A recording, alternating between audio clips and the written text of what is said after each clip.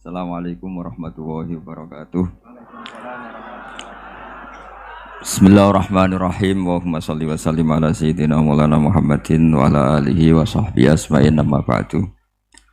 Ingkang sangat kula hormati Ibu Nyai Hajah Zakiah Miskiyah, Imam Yahya, sedanten para putra-putra Gus Imam, wonten Gus Reza, Gus Iim, Gus Nabil, Gus Izul, Habib Muhammad Al-Habsyi, Gus Kawula Kiai Haji Abdul Rauf Maimun Zubair, ingkang kula hormati, para santri yang sangat kami cintai.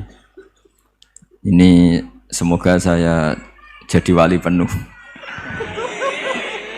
Karena malam ini malam yang saya benar-benar tawaduk. Tawaduk itu sopan sekali karena diatur-atur ya mau. Didolimi juga mau. Jadi ini benar-benar malam yang spesial bagi saya karena saya ini kalau di Rembang termasuk sudah kiai. Di sini dengan semudahnya diatur-atur, diberi gelar yang paling tidak saya suka. Karena saya memang nggak pernah ingin terkenal, ingin viral, tapi itu Allah yang menghendaki, bukan Gus Reza. Jadi kalau protes saya ya protes sama Allah Subhanahu wa taala kira-kira. Tapi begini, sebetulnya kita ini punya hubungan rahim ilmu. Saya akan matur serius sekitar 15 menit, guyon 10 menit, setelah itu selesai. Secara kesanadan ilmu, Lirboyo itu kita tahu guru saya Al-Alim Al-Alamah Kiai Haji Maimun Zubair dulu itu ngaji di sini di Mbah Manap, di Mbah Karim. Dari keunikan ngaji itu adalah ketika Mbah Mun ngaji sama Mbah Zubair Syudzurul Zahab, itu Finnahwi karangan Ibnu Hisham, itu hanya separuh. Delalah pas kesini, padahal Mbah Zubair sama Mbah Manap itu tidak wianan. Itu delalah Mbah Manap itu meneruskan persis batas akhir yang diakhiri Mbah Zubair. Jadi tidak ngulang lagi, diteruskan. Kenapa tidak diulang? Karena bacaannya Mbah Zubair ini sudah benar gitu.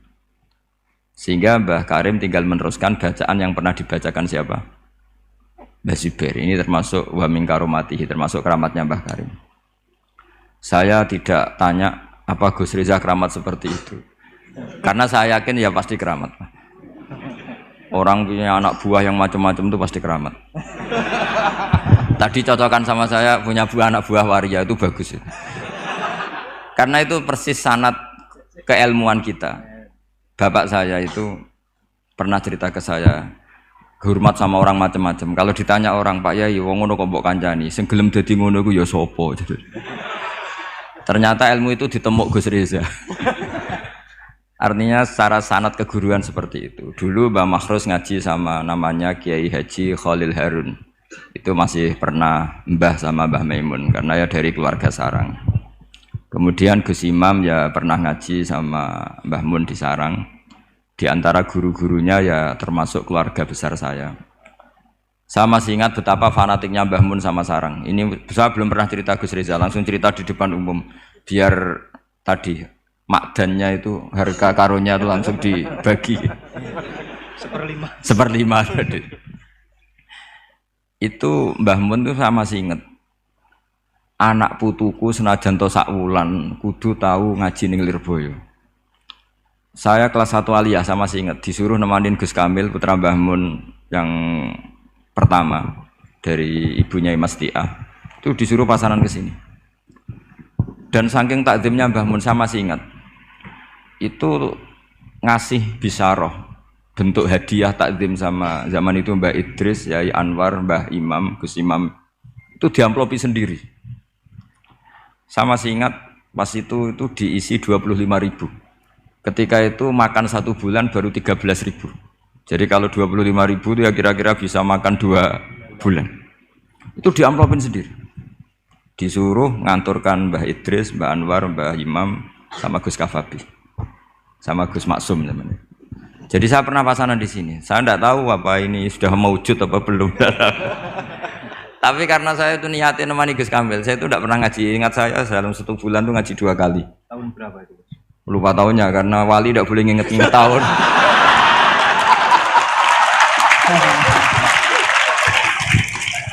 Nah, pokoknya kelas 1 alia. Nah pas itu Gus Imam tuh baca kalau nggak salah Jurumiyah kalau habis subuh.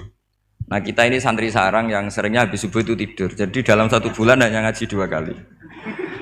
Tak pikir hanya saya, ternyata Gus Kamil juga sama. Pas itu ngaji itu bab tamyiz, saya masih ingat bab tamyiz. Saya sudah termasuk pinter Gus, sudah pinter, sudah pinter. Karena saya sudah aliyah. Tapi saya tetap ngaji karena ingin dapat barokahnya Gus Imam pasangan. Karena memang disuruh Mbah Mun. Anak putuku senajan 1 bulan harus pernah ngaji si Lirboyo. Bulan berikutnya, bulan Ramadan berikutnya Gus Ghafur. Yang saya paling mengenang dari ngajinya Gus Imam bilang gini pas bab tamyiz. Pokoknya tamyiz itu gampang. Mestinya kan al-ismu, al-mansubu, terus al-mufassiru Imam Bahama minal dawat ya. Ini mau sialah kok malu. Dawat apa ya? Dawat ya sudah itu benar. Yakin sekali. Karena masih Jurumiyah. Nanti kalau sudah khudori mungkin ngeper sudah.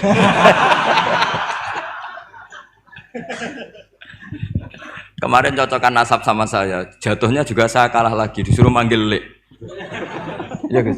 Iya. Saya ini paman sampean Gus. Ini bener-bener nasib ya, ini nasib.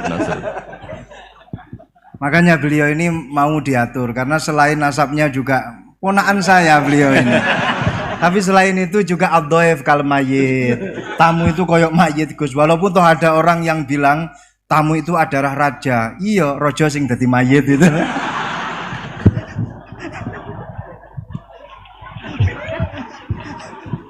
Kok ada Gus seperti ini tuh saya juga.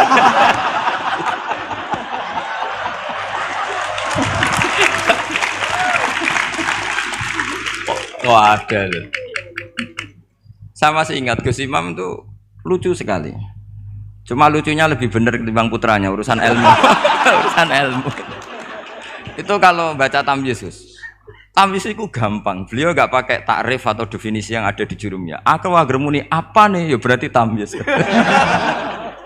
Setelah itu saya pulang ke kamar. Kamar saya di baratnya dalamnya Gus Kafabi. Kan ada kamar madhep timur. Utaranya musola persis. Dulu ada kamar menghadap timur. Saya di situ. Tiap malam tuh nyewa sepeda ontel kalau nggak salah harganya 25 rupiah atau berapa? 25 terus ke Doho.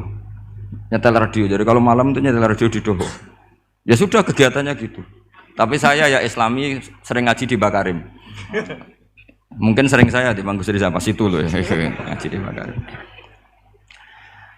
Akhirnya dalam 1 bulan itu saya pasanan. Pas tanggal 21 pulang karena Gus Kamil itu putrane Mbah Mun, semua kiai sini nyangoni Gus Kamil. Yang lucu dari itu begini, Gus Kamil tanya, "Mau gak muni gua abah ya mboten ya wis dinekno wae." Hanya tadi beliau-beliau gak bilang untuk abah tuh mboten ya berarti nggo jajan ae gitu. Karena yang dari Mbah Mun ke kita itu jelas ini untuk ini itu. Sehingga kita tidak berani make. Saman komanan Gus.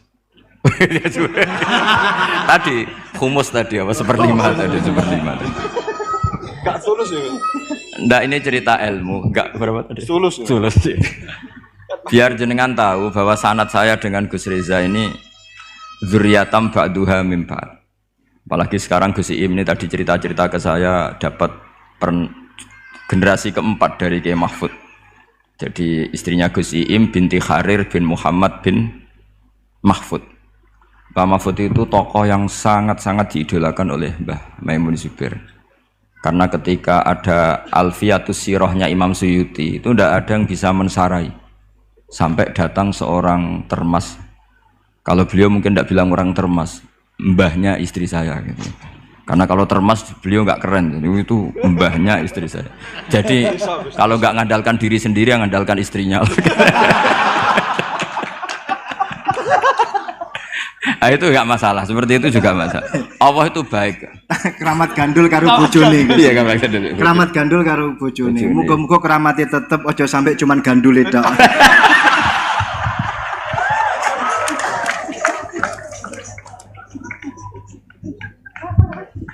Jadi keramat seperti itu boleh, ngandalkan orang lain, istri, teman itu boleh. Saya punya sanad mutasil tentang keluarga kita tadi zuriyatam ba'duha min ba'd. Tadi Gus Reza cerita Gus Imam dulu ya pernah ngaji sama pernah Pak D saya, pernah keluarga saya. Saya juga pernah ngaji. Itu tadi nderek Gus Kamil, tapi itu tadi saya hanya pernah ngaji 2 kali. Bukan karena apa-apa, kebetulan melek hanya 2 kali, Gus. Karena kalau habis subuh itu tidur, kalau malam nyewa ontel ke Doho. Sama Gus Kamil itu. Tapi alhamdulillah itu menjadi saya membekas sekali dengan Pondok Lirboyo karena Mbah Mun saking cintanya anakku mbuh sakwulan lah harus pernah ngaji di Lirboyo. Terus beliau katanya dulu pernah ingin di antara rencana pernah mau jadi mantu Lirboyo tapi Allah menghendaki tidak. Terus beliau ngendikan sekarang wis tak kafaroi katanya karena Gus Raub jadi mantu Lirboyo, Gus Roji jadi mantu Lirboyo. Saya tidak akan ngafaroi Gus Reza karena baru punya anak kecil tadi itu jadi bingung nanti itu. Saya teruskan menyangkut sanad-sanad ilmu. Kiai Mahfud Termas itu yang nulis Hasyatut Turmusi. Kalau sini bacanya Tarmasi atau Turmusi umumnya? Tarmasi atau Turmusi? Ya Turmusi. Ada yang baca apa? Tarmasi. Karena nasibnya nama ajam itu kasihan. Ada orang tuh namanya Tirmidzi, yang satu Turmuzi, yang satu Tarmizi. Ada Tarmizi. Ustukhri juga sama. Ustukhri, Istokhri. Apa? Ya itu ya. Kan bebas itu Gus bacanya. Ajam kan bebas. Iya, makanya kaidahnya ajamiyun fasna bihi masyikta. Ya, Sibro Milisi. Kalau sini bacanya apa? Sibro Malisi. Sibro Malisi. Kalau ada kiai yang baca Sibro Milisi. Ada yang baca Sibro Mulusi. Ini aslinya yang mancing ini Gus Baha, bukan saya ini. Beliau ini Masya Allah luar biasa dalam pancingan sehingga saya terpancing oleh beliau. Jadi nasibnya kumpul dengan orang yang alim ini ya jadinya ya seperti ini. Ya, saya teruskan ini yang serius ya. Saya ini karena saya ini sudah tidak dapat cucu zuriyahnya Kiai Makhrus, tapi saya dapat warisannya. Karena sebagian cerita-cerita keramatnya keluarga Lirboyo yang termasuk santri sering diceritani keramatnya Mbah Manap itu saya. Termasuk ya tentu banyak yang diceritain. Keramatnya Mbah Makhrus. Masyhur itu Mbah Makhrus. Kacang hijau sudah dipasukan. Sebenarnya saya mau minta ijazah sama Gus Rizal, tapi potongannya kok tidak iso. Jadi tapi nanti setelah ada alamat. Saya siap Gus, bukan ijazah, lebih dari ijazah, ijabsah. Nanti kalau sudah ada indikasi bisa, saya pasti minta ijazah. Dan semenjak itu saya sudah tidak berani gojlok karena berarti guru saya. Tapi saya nanti nunggu istikharah dulu tadi. Apa bisa apa enggak gitu. Nah kebetulan saya ini adalah turunan ke-8 dari orang yang bernama Soleh bin Asnawi Sepuh. Itu gurunya Mbah Soleh Darat. Mbah Mahfud dulu pernah ngaji Mbah Soleh Darat tafsir Jalalain 2 kali. Dulu Mbah Soleh Darat ngaji sama yang Mbah Soleh bin Asnawi Sepuh. Itu ngajinya juga tafsir Jalalain. Dan beliau cara ngaji itu detail sekali. Ini sekaligus apa ya? Saya bilang tamparan kalau tidak sopan. Ini peringatan keras bagi yang pernah cucu ini, pernah cicit tadi. Beliau kalau ngaji ditulis hadartu indahu tafsirul jalalain marratan. Jadi sebagian ditulis kalau di Al-Mustafid 5 alam minal asanid khatamtu indahu tafsirul jalalain marratan. Ditulis bitamamiyah, sempurna. Saya ngaji beliau 2 kali khatam sempurna. Jadi lebih dari 2 kali loh saya. Iya, terus gak jeblong-jeblong gitu. Kalau ini enggak moto sama terus untuk ijazah. Dan beliau ketika ngaji Sayyid Abi Bakar Sato, beliau istinad fil fikih itu namanya sama Sayyid Abi Bakar Sato. Itu beliau ngendikan saya ngaji Bukhari bab ini sampai ini, yang enggak menangi ini, kemudian ini tak tambal sendiri.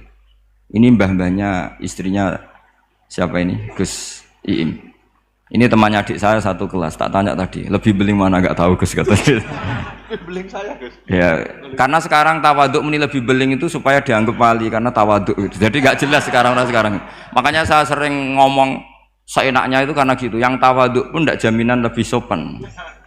Jadi tawaduk untuk diakui baik. Jadi repot. Ngeles itu gitu ya. Ngeles ya. Khela ya. Mbah Mahfud itu ngaji lama sekali sama Sayyid Abi Bakar Sato. Sampai beliau kecakamannya. Saya ini tahadus binikmah. Kalau baca Khasyatut Turmusi itu enggak tahu bedanya dengan I'anatut Thalibin. Saking persisnya ibaratnya Mbah Mahfud itu persis seperti malakah yang dipunyai Sayyid Abi Bakar Sato, yaitu Shahibul I'anah. Nah, Sayyid Abi Bakar Sato itu punya kakak kandung sekaligus gurunya karena barep sama rujuk. Namanya Sayyid Umar Sato. Sayyid Umar Sato itu gurunya Mbah Ahmad bin Syu'aib, mbahnya Mbah Mun. Jadi dulu Mbah Ahmad itu ngaji sama Sayyid Umar Sato. Sayyid Umar Sato itu diantara khas pengajarannya adalah hanya mau ngajar kitab yang bisa dihafalkan. Al-Mutun, sehingga meskipun nadzuman atau matan dihafalkan. Makanya terus ada muhafadzah di Indonesia karena sanad dari Sayyid Umar itu santri harus menghafalkan. Yang menjadi beda dan masalah itu era Gus Reza, hafalan itu untuk naik kelas. Dulu ndak, hafalan itu hafalan saja untuk jadi orang alim. Sekarang untuk naik kelas. Jika saya sering digojlok, saya ini masih hafal Jurumiyah, hafal Imriti, saya itu masih banyak hafalan. Itu sering digojlok sama teman-teman. Gus Bak dulu ngaji pasti gak setor. Buktinya apa? Hafalannya masih. Kalau kita jadi saya malah yang masih hafal malah dianggap satu kesalahan. Saya sampai sekarang masih hafal Alfiyah, Jurumiyah, tapi malah disalahin sama temen. Pasti dulu gak setor. Buktinya masih katanya. Nah, yang bener yang lupa-lupa itu karena sudah setorkan. Memang bahasa setor itu salah. Wong ilmu kok disetorkan. Ya hilang. Makanya saya kadang itu yang bener siapa gitu. Saya itu pembela santri bodoh, saya berkali-kali bilang gitu. Ternyata yang nggak hafal sama yang hafal itu pinter yang nggak hafal karena sudah disetorkan. Saya itu punya teman musyawarah mu'in. Saya dulu itu Rois Mu'in. Itu nggak pernah menang sama santri, paling diem terus. Ketika tak tanya, kenapa kamu tidak jawab? Sakjane aku iso Gus, cuma tawaduk mbek jenengan. Monggo jenengan. Itu sampai sekarang dia jadi kiai. Tiap ada muskilat yang SMS saya, Gus ini dijawab. Sakjane kula nggih saged tapi kepengen tawaduk. Itu saya itu ya mangkel ya. Mau mangkel tuh dia tawaduk, mau husnudon kayaknya goblok betul. Jadi saya nanti mau konsultasi sama Gus Iim, Gus Reza, cara menghadapi kiai kayak itu gimana. Jadi mau dibenci itu tawaduk, mau diyakini tawaduk kayaknya memang ndak bisa. Terus saya teruskan tentang Mbah Mahfud. Jadi guru-guru kita ini zuriyatam ba'duha mim. Saya sampai sekarang ngaji di Pondok Damaran, itu pondoknya generasi ke-7-8. Itu juga mbah-mbahnya keluarga mana? Gedongan ya? Gedongan. Ya dari Nyai. Itu dulu itu luar biasa. Zaman itu sudah ngarang kitab. Jadi Mbak Raden Asnawi yang terkenal itu termasuk pendiri NU itu masih cicit dari Kiai Haji Asnawi Sepuh. Kiai Haji Asnawi Sepuh itu punya anak namanya Soleh, itu gurunya Mbah Soleh Darat. Jadi ini itu saya mbah ke-7 kalau ke-8 dari beliau. Jadi semua saya Gus Reza, Gus-gus di sini itu zuriyatam ba'duha mim. Nah, ciri zuriyah sing mardiyah indawa yang diridani Allah itu adalah karakter ajdatnya, karakter leluhurnya itu terjaga. Makanya Nabi Yusuf mengatakan wattaba'tu millata abai Ibrahim wa Ishaq wa Yaqub. Maka nalana an nusyrika billahi min syai'. Saya ngikuti jejak leluhur-leluhur kami. Beliau menyebut mulai Ibrahim, Ishak, Yakub. Ciri utama leluhur itu adalah maka nalana an nusyrika billahi min syai'. Saya tidak akan melakukan syirik kepada Allah. Makanya ketika saya dulu belum hafal Quran, itu bapak hanya ngendikan begini, hak, kowe kudu ngapal Quran, kowe nak rapal, lu kepaten obor. Artinya misalnya mbah kita bisa baca Khasyatut Turmusi, anaknya bisa, cucunya bisa. Ini cicitnya mau tidak bisa itu malu karena bapaknya bisa. Sekali bapaknya tidak bisa, anaknya ini punya alasan, bapak aja tidak bisa. Ini bukan nyindir, perintah. Ya, saya ini bukan nyindir, tapi apa? Perintah. Siap 86. 86. Siap 86. Jadi kalau saya tidak hafal Quran, bapak saya itu hafal Quran, bapak saya, buyut saya itu hafal Quran. Itu sekali saya tidak hafal, maka anak saya punya alasan tidak hafal karena bapaknya tidak hafal. Untuk supaya anak ini tidak punya alasan, bapak ini harus jaga tradisi itu. Wattaba'tu millata abai. Jadi kalau Gus Riza bisa bahasa Arab, bisa bahasa Inggris, anaknya itu bisa Mandarin nanti. Karena sanad ini harus musalsal. Saya bayangkan orang itu tidak akan bakas Mbah Zubair andaikan Mbah Mun tidak salim itu. Pasti bisa saja Mbah Zubair itu nasya mansia, dilupakan. Andaikan Kiai Makhrus, Gus Imam, Kiai Makhrus tidak seperti ini, maka orang juga tidak bakas Mbah Karim. Sampai Mbah Karim dihormati sedemikian rupa karena zuriyahnya meneruskan tradisi beliau sampai seperti ini, yaitu mengkhidmati para santri.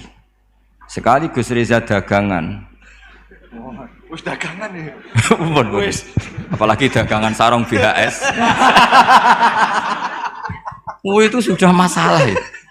Makanya saya alhamdulillah menjadi masalah itu peringatan. Memang itu enggak wilayahnya. Jadi zurriyatam ba'duha mim. Sekali karakter ini hilang, maka akan hilang seterusnya. Saya punya pengalaman agak rohani, nanti bisa ditasih Gus Riza. Nanti setelah saya, beliau tak beri hak ngendikan karena paman tadi. Kalau kita punya mbah alim alamah, bapaknya alim alamah, kemudian kita ini dagangan, terus itu ngalor ngidul, orang akan ngira bapak kita seperti itu. Karena teori orang Jawa, kacang ora adoh songkolan jarang. Jadi yang menstatuskan para leluhur kita adalah kita. Sekali kita ini meleset, tadi kata Gus Reza yang asyaki tadi ya, asyaki adalah orang yang keluar dari rel mbah-mbahnya, maka status kembahnya akan hilang.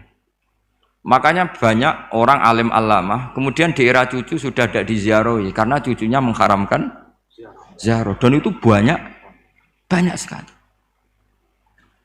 Jangan-jangan mbah-mbahnya bisa baca Ikhya, cucu-cucunya tidak bisa, terus bilang orang penting itu ilmu modern, ilmu itu tidak penting. Akhirnya ya sudah, orang lupa lagi karena banyak sudah tidak dikholi, tidak dikenang. Itu yang paling bahaya dalam status zuriyah. Sehingga Nabi Ibrahim itu diselamatkan oleh Allah, yaitu dengan mengutus Nabi Muhammad SAW yang beliau adalah min khalisi sulalati Ibrahim al-Khalil. Sehingga Nabi Muhammad yang meluruskan itu. Enggak benar kalau Ibrahim adalah Yahudi. Karena Yahudi itu adalah marga atau aliran atau milah, terserah, karena itu ada perdebatan. Setelah Ibrahim jauh, yaitu Yahuda bin Yakub bin Ishak bin Ibrahim. Ketika Rasulullah debat terbuka dengan pakar-pakar Yahudi, orang-orang Yahudi bilang Ibrahim itu Yahudi ya. Terus Allah memberi firman kepada Rasulullah SAW, ha antum haula'i hajastum fi malakum bi ilm falimatu hajuna fi ma laysa lakum bi ilm. Ini perdebatan sudah tidak fair, tidak objektif. Saya, kata Nabi Muhammad, berdebat secara ilmiah bahwa Ibrahim tidak mungkin Yahudi, pengikut Yahuda maksudnya. Tapi kamu berdebat secara sangat tidak ilmiah karena kamu mengatakan Ibrahim pengikut Yahudi dari Yahuda. Kenapa tidak ilmiah? Itu sama dengan mengatakan Mbah Manap itu pengagum Gus Reza. Itu kan salah besar. Kan Ibrahim itu kan Yahuda bin Yakub bin Ibrahim. Itu sama dengan misalnya mengatakan Pak Karno itu pengagum Puan Maharani. Itu kan kacau. Mbah Hashim pengagum Mbak Yeni. Itu kan kacau. Artinya apa? Ketika Yahuda menamakan diri atau mencatut Ibrahim dikatakan Yahudiyah, pengikut Yahudiyah, itu enggak ilmiah sekali. Karena Ibrahim generasinya jauh sebelum Yahuda. Makanya lamim ba'di. Padahal Taurat dan Injil diturunkan setelah Ibrahim. Bagaimana mungkin di kepalanya di masjid, kakinya menyentuh sinagog. Yang Nabi Yusuf malah hampir semuanya di sinagog. Yang parah Yakub semuanya di sinagog. Karena Yakobus tadi. Artinya gini, saya dulu sebagai pengkaji tafsir itu ya iskal itu janggal.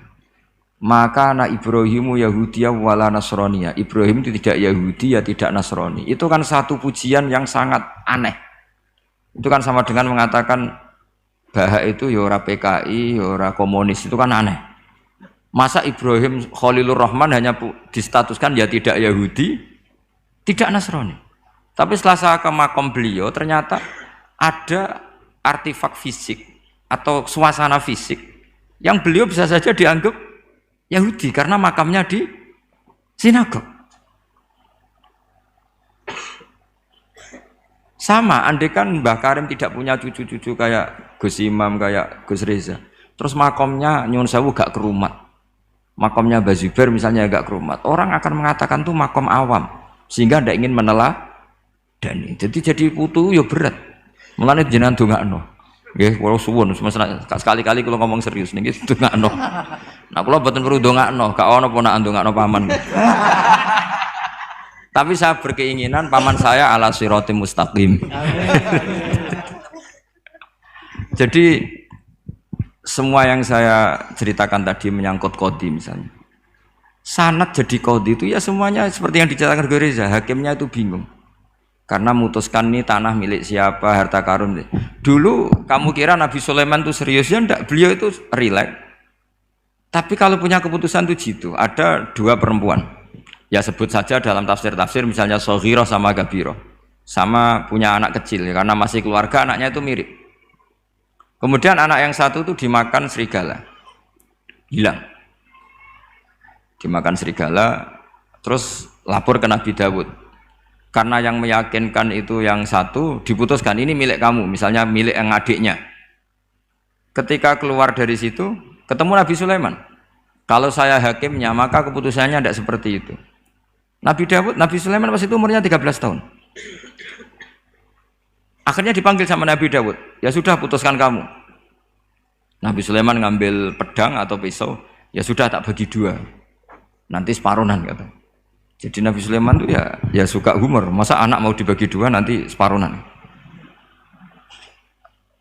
Terus yang histeris nangis itu yang besar, yang mbaknya. Yang kecil tenang-tenang saja. Akhirnya sama Nabi Sulaiman diputuskan dikasihkan yang nangis histeris.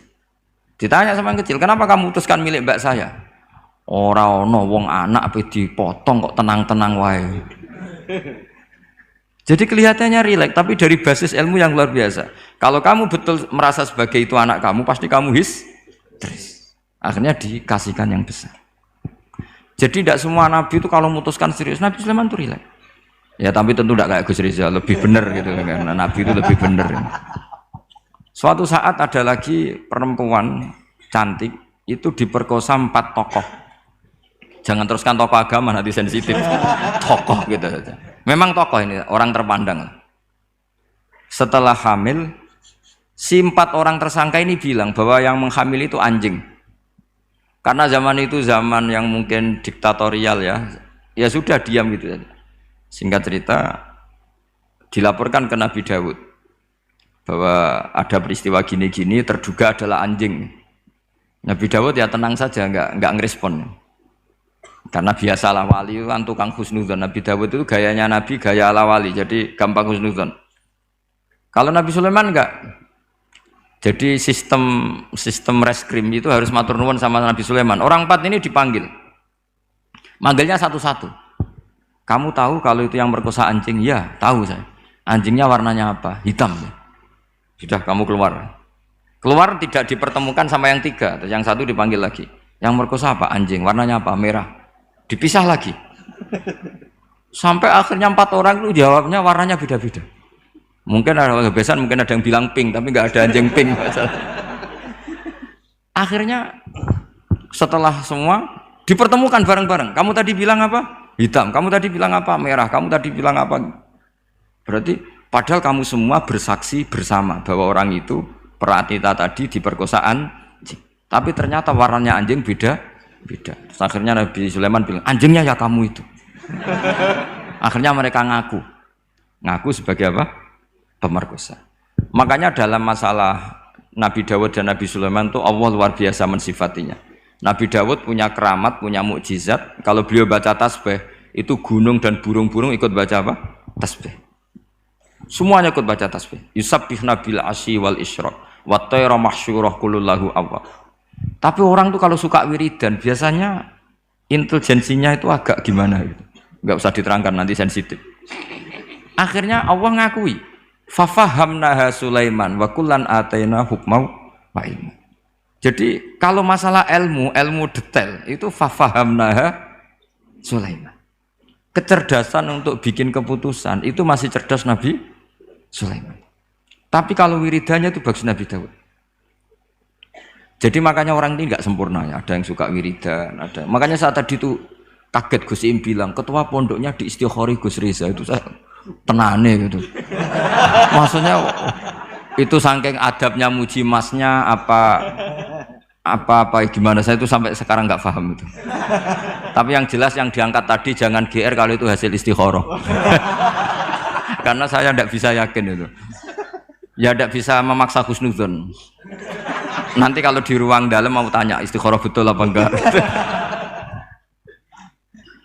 Tapi yang jelas tadi. Nah, kita ini alhamdulillah guru-guru kita itu wiridane yo jalan dan alhamdulillah santri-santri kalau kiainya wiridan ya bubar separuh itu bagus. Saya bukan mengajarkan tapi itu bagus. Kata di Jagungan sama Gus Iim, pantangannya ahlul ilmi adalah tidak boleh melakukan ijabu malam yajib, mewajibkan sesuatu yang tidak wajib. Saya itu mondok sarang tuh lama sekali. Itu Mbah Mun yang imami, itu yang bubar ya separuh lebih. Mbah Mun ya senyum-senyum saja. Ketika ada kiai tanya, "Mbah, kok boten jenengan wajib no wiridan?" Ora oleh ijabu malam yajib, mewajibkan sesuatu yang tidak wajib.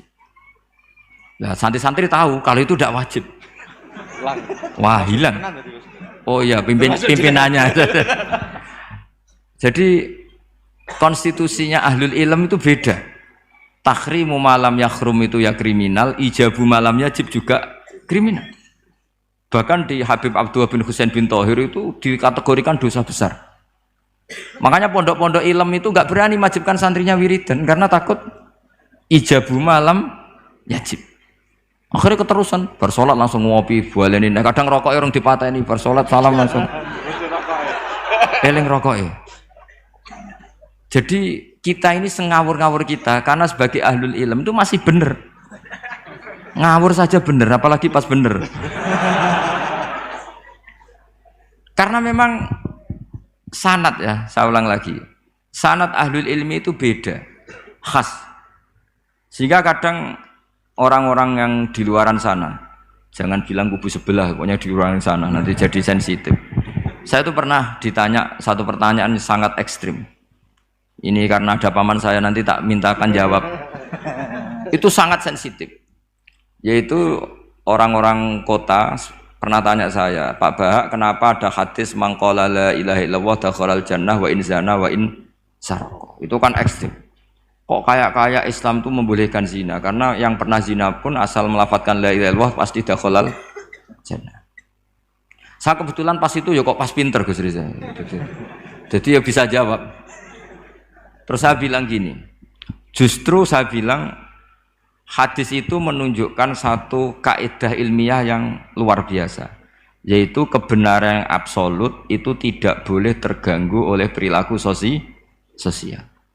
Misalnya saya ditanya 1 tambah 1, pasti tak jawab 2. Lonte ya jawab 2, maling ya jawab 2, koruptor ya jawab 2. Karena kebenaran absolut itu tidak boleh diganggu oleh status sosial. Sehingga orang yang pernah zina pun melafatkan 1 tambah 1 2 ya sah. Yang ketua wali juga sah, wali biasa ya sah, setengah wali juga sah. Karena kebenaran absolut adalah kebenaran yang siapapun pasti mengatakan demikian. Yang ketangkap KPK ya bilang 1 tambah 1 2, KPK-nya bilang 1 tambah 1. Nah, eksistensi bahwa Allah sebagai Tuhan itu eksistensi yang absolut. Sehingga harus sah meskipun dikatakan orang yang pernah zina. Akhirnya saking keramati Gus, terus nganggep pulau guru nih, terus ngaji sama saya sampai sekarang. Nah, saya berharap produk-produk al-makhrusiyah itu sampai seperti itu. Jadi ada saat di mana kita maknani wa in zina ini bukan urusan melegalkan zina atau menganggap biasa zina, enggak. Tentu zina itu sangat buruk. Innahu kana fahisyah wa sa'a sabila, buruk sekali. Tapi ada konteks di mana absolutisme kebenaran itu tidak bersyarat apapun. Sehingga orang yang kafir puluhan tahun, mungkin ratusan tahun, ketika melafadzkan la ilaha illallah, berarti sudah sah menjadi muslim. Karena kalimat ini adalah kalimat yang orang kafir dengan kalimat itu menjadi muslim. Sebab itu kita pasti menolak faham takfiri, faham yang mudah mengkafirkan orang lain. Karena logikanya gampang. Wong kalimat ini yang kafir saja menjadi muslim, lagi sing tukang wiridan la ilaha illallah malah dianggap kafir. Iku tahu mikir, tahu ora kan kira-kira seperti itu. Jadi ya sekali-kali so serius ben pamane bangga ponakane alim.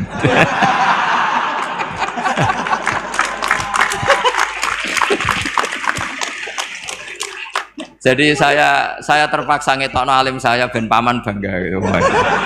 Ponakanku ya alim pemeneh pamane.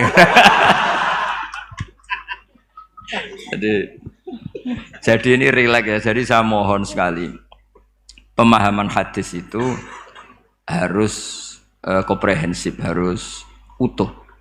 Sehingga zaman itu bukan sekedar kita. Abu Dzar itu sahabat yang khusyuk itu ya protes. Yang benar ya Rasulullah, masa wa in zana wa in saroko. Diulang lagi. Yang benar ya Rasul, sampai Nabi mengatakan 3 kali. Lama-lama Nabi sampai agak keras nadanya. Ngendikan ala rohmi anfi Abi Dzar. Oh dasar wong grumbung kandhani ra ngandel gitu. Karena Abu Dzar itu orang khusyuk. Beliau tidak siap kalau orang yang pernah salah seperti itu kemudian tetap dakhalal jannah atau sah melafadzkan la ilaha illallah. Tapi dengan penjelasan ilmiah yang saya utarakan tadi, itu memang ini bukan masalah pelegalan zina atau nganggap zina biasa enggak, tapi masalah absolutisme kebenaran itu akan diakui oleh siapapun dan pihak manapun dan akan sah dari siapapun. Sehingga orang yang kafaratu la umrih, dia kafir tula umrih, 80 tahun dia kafir. Kemudian pas mau mati melafadzkan la ilaha illallah Muhammadur Rasulullah, tetap sebagai berstatus mukmin. Qul lil ladzina kafaru iyantahu yughfar lahum ma qad salaf. Katakan kepada orang kafir sekali dia menghentikan kekafirannya dengan talaffuz di kalimat syahadah maka otomatis menjadi muslim. Lah soal nanti masuk surga ya bisa kapan-kapan kan? Allah tidak bilang harus sekarang kan? Ya nunggu kita duluan kira-kira. Nak bejo itu. Tapi saya berkali-kali ngaji sudah orang Islam tuh yang seneng. Kita ini sudah dikasih kunci surga, miftahul jannah la ilaha illallah. Kamu harusnya nggak bisa masuk neraka. Nggak pegang kuncinya kok kamu mau masuk itu gimana? Tapi ada teman saya bilang, "Neraka ora ono pintune, Gus, langsung wae." Lah kalau kamu pikiran gitu semoga ke situ saya bilang gitu. Jadi makanya kamu yang pede saja. Umumnya orang itu kunci itu rahasia, ini sudah dikasih tahu sama Kanjeng Nabi, yaitu miftahul jannah la ilaha illallah, sudah punya kuncinya, alamatnya juga sudah jelas. Alamatnya itu ya sakho, karena kalau as-sakhiyu qaribun minallah qaribun minal jannah. Kalau sampean kepengin tahu alamat neraka ya bakhil tadi, itu qaribun minannar. Jadi kalau kamu tanya alamat neraka di mana Gus, kalau kamu medit kikir ya itu dekat-dekat situ, itu neraka. Nah saya nggak di dekat-dekat situ, makanya saya nggak tahu neraka di mana saya tahu. Jadi saya mohon sekali, dibalik saya sering guyon sama Gus Riza Gus Siim, kita ini membawa sanad yang berat, karena di sini ada zuriatnya Kiai Makhrus, ada zuriatnya leluhur saya, harus zuriatam ba'duha mim. Jangan sampai buyut-buyut kita yang sudah meninggal statusnya rubah karena ulah para cucunya, kayak yang dialami tadi Yahuda bin Yakub bin Ishak bin Ibrahim. Nah kita tidak pernah tahu Yahuda itu apakah agama, apa marga, itu masih jadi perdebatan. Karena kalau kamu kritik sebagai agama juga nanti repot, karena ada ayat innalladzina amanu walladzina hadu wan nasara wassofiin. Terus man amana billahi wal yaumil akhir. Artinya ada ayat di mana orang-orang iman dan orang-orang hadu. Nah, kalau hadu ini kamu anggap satu faham agama nanti repot. Masa Yahudi kok disejajarkan innalladzina amanu walladzina hadu. Makanya ini jadi perdebatan para ahli tafsir. Makanya ada ahli tafsir maknani innalladzina amanu walladzina hadu lan wong sing tahu Yahudi. Ini balaghah bi'tibari makana. Pakai status dulu. Mau tidak mau secara bahasa memang seperti itu. Misalnya ada preman tobat di tangan Gus Riza mesti bilang, "Gus iki preman sing wis tobat." Jare wis tobat kok diarani preman, itu namanya bi'tibari makana. Jadi dengan status yang dulu. Iki wong kafir tapi saiki wis Islam. Lho wis Islam kok diarani wong kafir. Ada yang maknani sehingga gak perlu kamu jadi orang liberal yang menyamakan semua agama terus dalile innalladzina amanu walladzina hadu wan nasara wasobin man amana. Semua agama itu sama. Buktinya ayat itu sama, pakai wawu ataf. Iku ora tau ngaji tafsir mbek Gus Riza kira-kira gitu. Kalau sudah ngaji tafsir insyaallah enggak akan seperti itu. Jadi ayat itu ada ilmunya. Dan alhamdulillah di pondok sini, di pondok Lirboyo juga diajarkan ilmu balaghah. Jadi kadang penamaan itu bukan sekarang tapi bi'tibari makana, ngitung dulu. Paham ya? Kayak kita mengatakan ini kafir tapi sudah Islam. Itu paradok gak? Wong sudah Islam kok dikatakan kafir. Iki dhisik santi goblok, saiki wis pinter. Goblok kok. Pinter. Ya, ngoten mawon Gus, karena bingung. Assalamualaikum warahmatullahi wabarakatuh. Waalaikumsalam warahmatullahi wabarakatuh.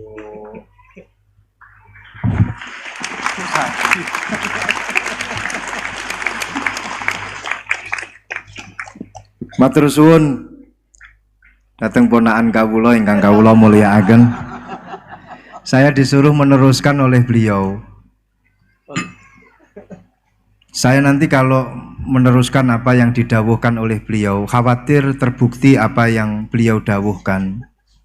Ketok ponakane pinter apa meneh pamane itu. Dan saya ikut kaidah beliau harus tawadhu. Jadi saya sebaiknya ya seperti tadi yang saya sampaikan, aku mundur alon-alon. Ada yang menarik dari beliau itu tadi terusan daripada ayat yang beliau sampaikan, walakin kana hanifam muslimau wa ma kana minal musyrikin. Ini yang kemudian menjadi jalan tengah antara perdebatan di antara apakah Ibrahim itu Yahudi ataupun Nasrani. Jawabannya adalah hanifam muslimau wa ma kana minal musyrikin. Ikut pada jalan yang lurus, maka dari itu tadi pun juga beliau sudah memberikan arahan kepada kita, ikut pada jalan yang lurus, jalan yang telah diarahkan, yang telah diberikan oleh para sesepuh kita. Jadi sebenarnya ayat-ayat yang telah beliau sampaikan dan juga penafsirannya itu tadi sudah cukup. Kalian kalau mau mencari sesuatu, jawabannya itu ada di dalam Al-Quran semuanya. Dulu itu ada satu kisah yang disampaikan oleh Dr. Ali Toharoyan di dalam satu kitab tafsir Ayatul Ahkam yang beliau karang. Dr. Ali Toharoyan ini adalah salah satu guru besar di Al-Azhar. Beliau mengisahkan ada seorang yang fanatik sekali dengan Al-Quran. Itu memang sudah menjadi keharusan kita, fanatik terhadap Al-Quran. Tapi ini fanatiknya luar biasa. Seorang pembuat roti, beliau fanatiknya kepada Al-Quran ini luar biasa. Setiap kali ditanya oleh orang, apakah Al-Quran ini menerangkan tentang bagaimana caranya kita memasak? Ada jawabannya di dalam Al-Quran. Apakah di dalam Al-Quran itu ada caranya kita main sepak bola? Ada jawabannya, semua di dalam Al-Quran. Ma farratna fil kitabi min syai' fassalnahu tafsila. Semuanya sudah dijelaskan oleh Allah. Allah di dalam Al-Quran menjelaskan semuanya secara rinci malahan. Suatu ketika orang ini ditanya oleh salah satu tamunya, Anda yang fanatik terhadap Al-Quran? Iya, saya fanatik dan kita wajib fanatik terhadap Al-Quran. Sekarang saya ingin tahu jawabannya. Dari satu pertanyaan, apakah Al-Quran itu menjelaskan bagaimana caranya membuat roti? Anda kan sebagai pembuat roti, Anda sebagai tukang roti. Saya ingin ayatnya apa di dalam Al-Quran, bagaimana caranya membuat roti. Si tukang roti ini secara refleks langsung menjawab, ada. Ayatnya apa? Fas'alu ahla dzikri in kuntum la ta'lamun. Kalau tidak tahu, tanyalah kepada yang tahu. Jadi kalian kalau tidak tahu, tanyalah kepada Gus Baha. Itu yang wajib menjawab pun juga sebenarnya Gus Baha. Wal afu minkum. Assalamualaikum warahmatullahi wabarakatuh.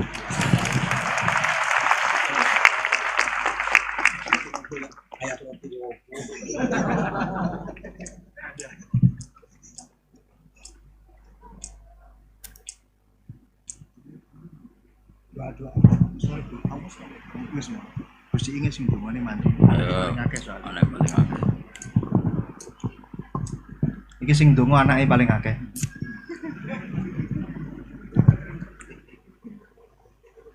Sing donga sing durung duwe anak jane, muga-muga ndang oleh anak.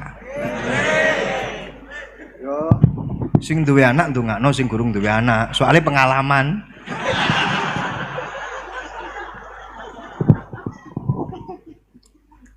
Sing akeh anake Gus Bah.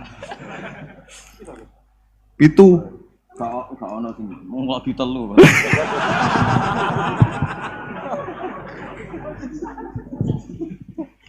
Liridho ilah wa syafata Rasulillah ala niyati sidqi wal qubul hatta lamal wa'mul bijahi syafata Rasul barakati bin nuri siril Fatihah.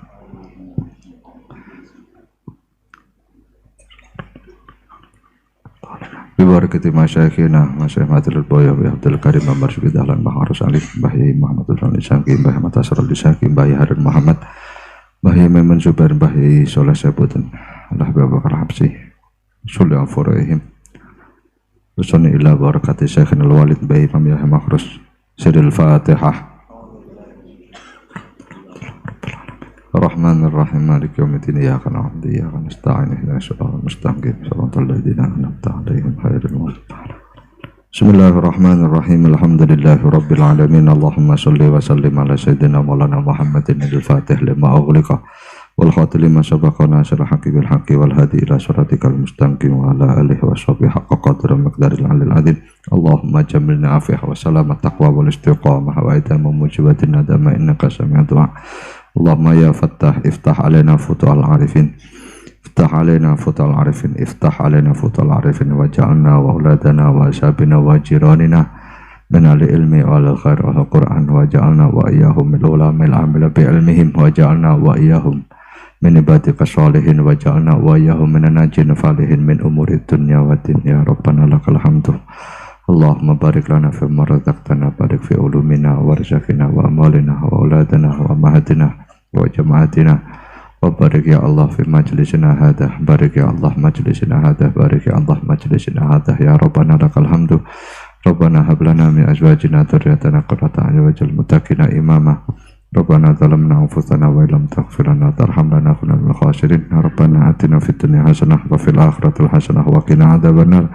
Wa sallallahu ala sayyidina Maulana Muhammad wa ala alihi wa sahbihi wasallam walhamdulillahi rabbil alamin. Siril Fatihah.